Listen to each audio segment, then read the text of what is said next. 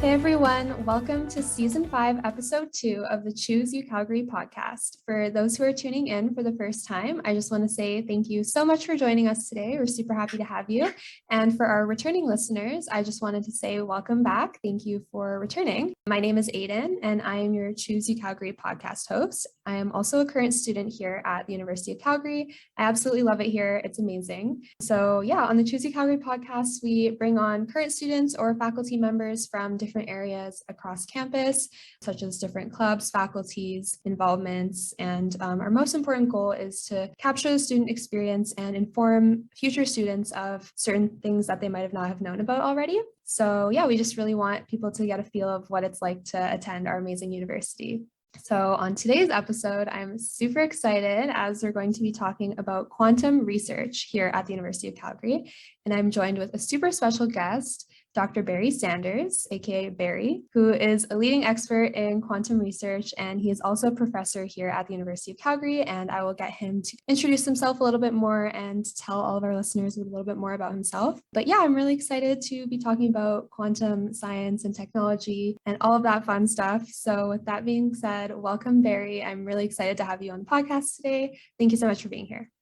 Thanks for having me, Aidyn. Well, my name's Barry Sanders. I'm a professor in the Department of Physics and Astronomy. I'm also very involved with Calgary and Alberta's initiatives for quantum science and technology. So I'm director of the Institute for Quantum Science and Technology in the Faculty of Science and the lead investigator of Quantum Alberta Consortium. And then I'm also very much engaged in fostering quantum technology startups. So I'm a chief scientist with the Creative Destruction Lab, Quantum Stream at the University of Toronto. And then I have a couple of international appointments where I do some collaboration on some exciting quantum technology. Super interesting. Oh my gosh. Sounds very busy, but very good. So I guess the first kind of question that I have is, what does quantum even really mean? And what is quantum research? Okay, so thanks, Aidyn. That's a question I get often, and it's a really hard question to answer because it's been famously said that nobody understands quantum mechanics. So at some deep level, philosophically, none of us understand it. But on the other hand, we know how to use it and it works. So what is quantum? Well, let's just take a moment to talk about science. So, if you learn biology, there are rules, principles, zoological principles, anatomical, etc. You learn chemistry, there's another set of rules, geology, another set of rules. So, we tend to identify sets of rules for different areas of science. And I kind of think of it like a legal framework. Alberta has its laws, Saskatchewan has its laws.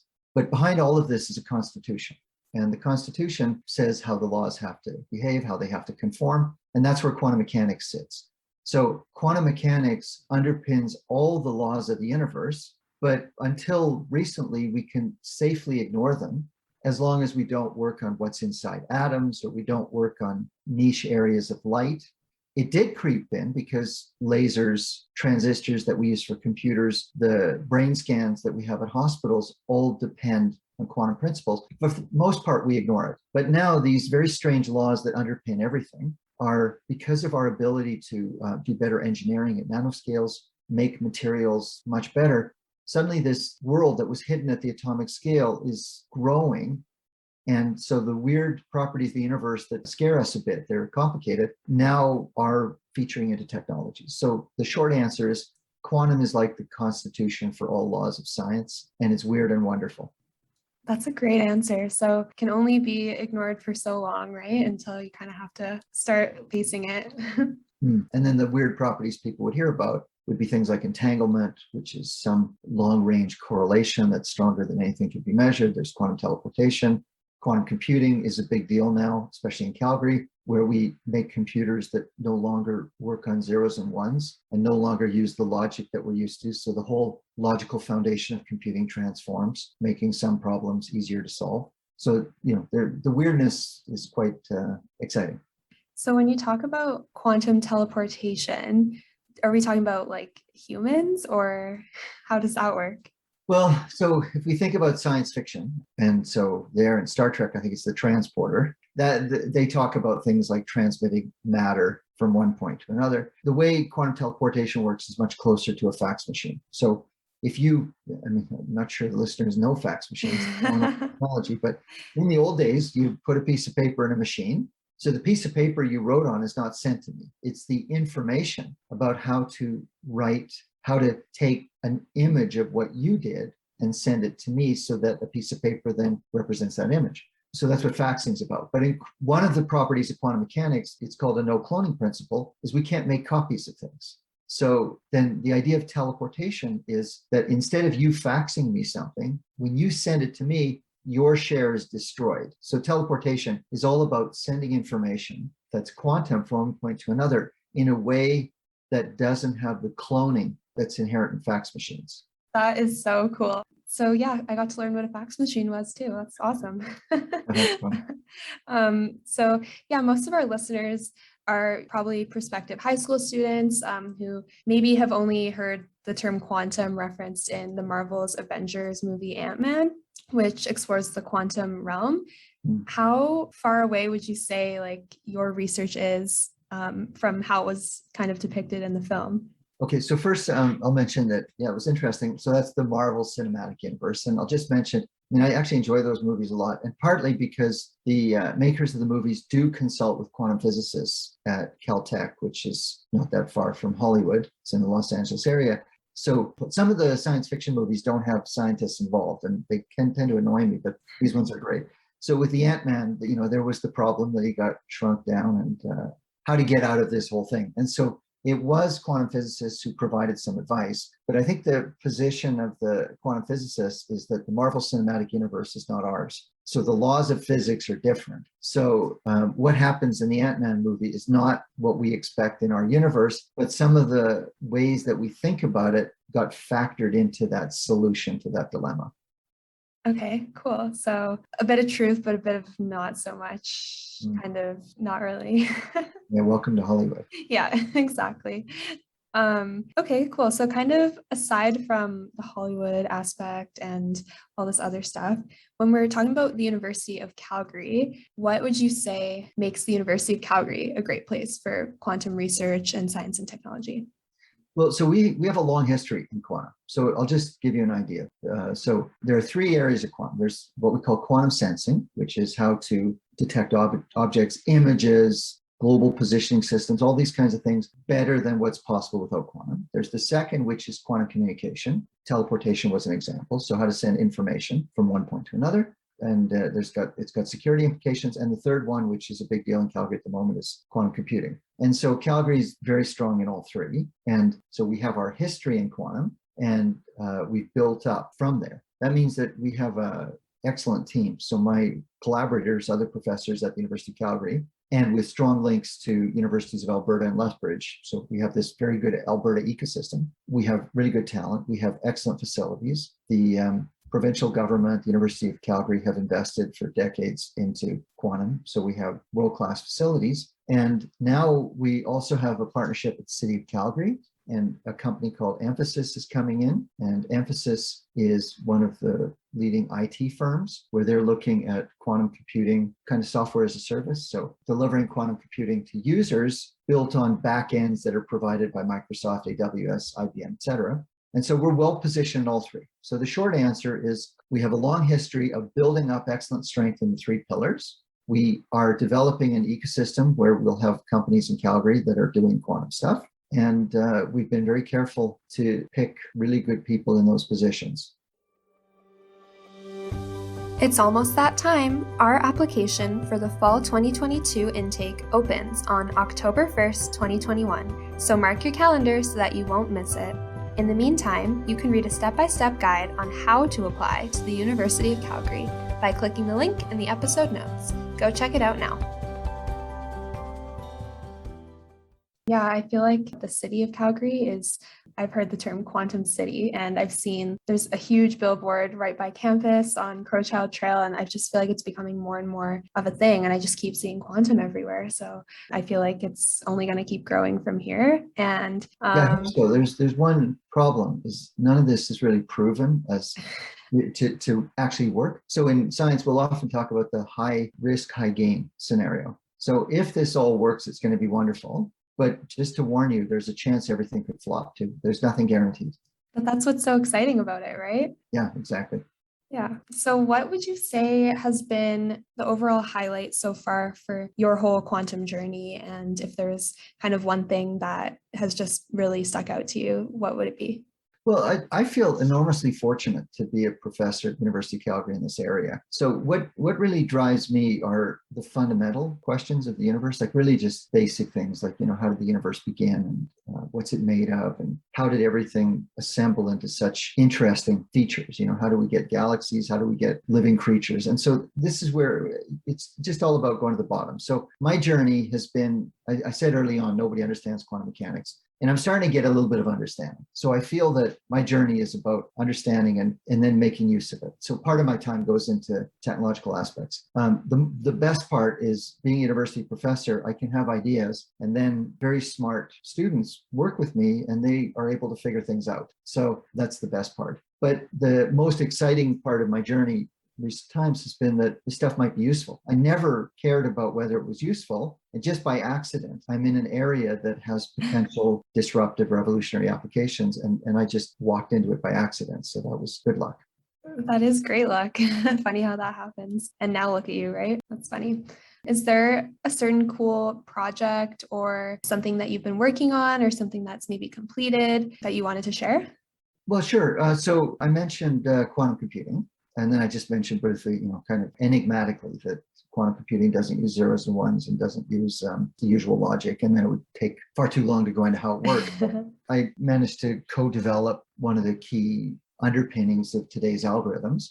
So the thing I'm working on, I'm now collaborating with various application areas such as health data, petroleum engineering, Bitcoin, all these kinds of things. And the interesting question is, what does quantum computing do to these technologies? If Bitcoin is secured by a proof of work, if somebody had access to a quantum computer, would it undermine what Bitcoin does? If you encrypt, you use a secure shell like HTTPS, quantum computers make the encryption easy to crack. And so right now, I'm enjoying working on what quantum computing would do for the things we take for granted. We take security for granted. We take for granted that proof of work is hard in Bitcoin to keep it secure. And so at the moment, I've got my students exploring on some level exactly where quantum computing would matter. And it's not very clear, which is what I as a scientist like, so it's confusing, it's a mess, there's debates going on. And that's the exciting thing at the moment is figuring out if, when, and how a quantum computer would work. That's so cool. Yeah. So you're kind of focusing on more of the IT, like cybersecurity kind of side of it, if I'm understanding that right. Yes, you are.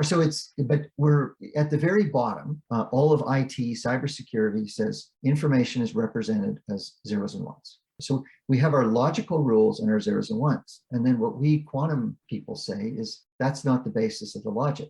So what you have to imagine is think of every application in IT and then say, but what if the entire underpinning of zeros and ones and the logic no longer applies? So it's tough. It's not the top end, which says we have this whole infrastructure of programming languages and compilers and zeros and ones, et cetera. We have to go right to the bottom and say, those are no longer the rules. What does it mean to search a database? What does it mean to encrypt in this new framework? And so we rebuild all of IT from scratch. Yeah, wow. So you really have to start from the very start and be like, okay, what does this mean? What does that mean? And look at it like with fresh eyes. Exactly. 0 and 1 don't have meaning. And I'll just inject. So some of the listeners might know this, that there was the Hermann Schrödinger was an early quantum physicist. And he argued that if quantum mechanics were correct, then even the notion of being dead or alive no longer applies. And he's correct in his argument. So if you think of it in a logical way, you could say, well, if you're alive, let's call that a 1. And if you're dead, call it a 0. And then we take for granted that you're dead or alive. But I'm saying 0 and 1 no longer have that meaning. So the implication of what I said is even the notion of death and life no longer has a meaning. There's an American saying that there's only 2 sure things, death and taxes. And quantum mechanics says even death is no longer sure. So that only leaves taxes. But you can see the implications. Even if the conversation of death and life no longer has objective meaning, what does that do to information processing? A lot. Yeah, it just goes so much deeper than what I was expecting. Okay, great. Which is so awesome. Like, I just want to keep learning more. So that's so cool. If there was an incoming student who's in high school and is kind of starting to get interested in all this quantum stuff, but they don't really know where to start, and they heard that the University of Calgary is like a great place for it, what advice would you give them to how to get involved with quantum research in their first year? So in the first year, probably the best thing is to start to learn some of the concepts. Now, the natural way to do it would be to take a physics course, I suppose. But the problem is this stuff is hard to teach. So it takes a while to get the concepts down to be able to move on. So a student coming in first year shouldn't really expect that in 1 year, the student will know things. There are internship opportunities. So it could be at the end of the first year, a student is well placed to participate in a lab, to join in some theory project more on the coding level, but it's just a matter of wanting to get to know and understand quantum. And I mentioned physics and math, but chemistry also teaches quantum. Quantum is part of engineering programs. So look for the quantum courses, look for the path to get into the quantum courses. And that's really the way to think about it. And quantum permeates various areas, like I said, engineering, chem, physics, math, computer science now. Yeah, for sure. So make sure that they're taking the right courses that kind of align with what they're interested in. And you mentioned internship opportunities. So would that mostly be like probably for science and kind of math, engineering students? Is it quantum specific internships? Yeah, we don't have specific quantum internships, but we certainly like to have interns. There's different things an intern could do in the summer. But we have laboratories where first year students can come in and participate. It's sometimes a bit of the grunt work, but it's the way you start. There's theorists like me who can have projects where, we might have a theory that's outside what the student understands, but we turn it into some coding. Usually nowadays it's Python code on a Jupyter notebook, which a lot of young students are getting familiar with. So we can turn it into some coding project so the student can test it. We have companies coming to Calgary, so there's opportunities to connect. There's groups like MyTax that do these kinds of scholarships. And this is an area of growth, of significant investment. So the internship opportunities are there. I completely agree. And even like in first year, if students might not really know how to get involved or might not know too much about it, it's never too early to start. You can always start somewhere, and it flies by so fast. Next thing you know, you will be in third and fourth year. So if you're interested in something, don't feel like you have to wait. There's always a way to get involved, and it's just about making it happen. So exactly. And if you like something like that, you're saying, well, I've got to wait for third year. Now, my age, waiting 2 years for something is like for a young person waiting till tomorrow. So 2 years goes quickly. But when you're young, 2 years seems like the infinite future. But then go and look for the internship. And I can tell every listener, if you go to a professor and you knock on the door or you send a message and you say, I really love what you're doing and I'd like to try to be involved, nobody takes offense at that. That everybody likes to be told that the student likes their work. So, if there's something you want to do, don't even wait 2 years to take a course. Ask if there's some way you can spend time in the lab or the office or cubicle or whatever, contributing in some way. For sure. That's great advice. Thank you so much for sharing that. I was just wondering, is there anything else, any like last notes that you wanted to share with our listeners about quantum or about anything that you're working on? No, I think we covered it all. That was a very thorough interview. Thanks. Yeah, perfect. Thank you so much, Dr. Sanders, for being an amazing guest on the Choose UCalgary podcast today. I know our listeners probably learned so much just from this, because I know I did myself, and it was super interesting, and the way you explained everything was so cool. So thank you again so much. Thank you. Thanks for having me. This was great. And as always, I just want to give a special thanks to our listeners for tuning in. Appreciate every single one of you. And so if anyone is interested in finding out more information about quantum research or anything else that we discussed today, please head over to the episode notes, as I will have everything linked there and you can easily access everything there. And lastly, if you have any questions for me regarding the University of Calgary student life, quantum research, application process, just anything in general, please DM me on Instagram at choose.ucalgary, or you can send me a message on the University of Calgary Future Students Facebook page, and I'll be more than happy to answer any questions on there. So once again, one last thanks so much, Barry, for being on the podcast today. We really enjoyed having you on. Thank you.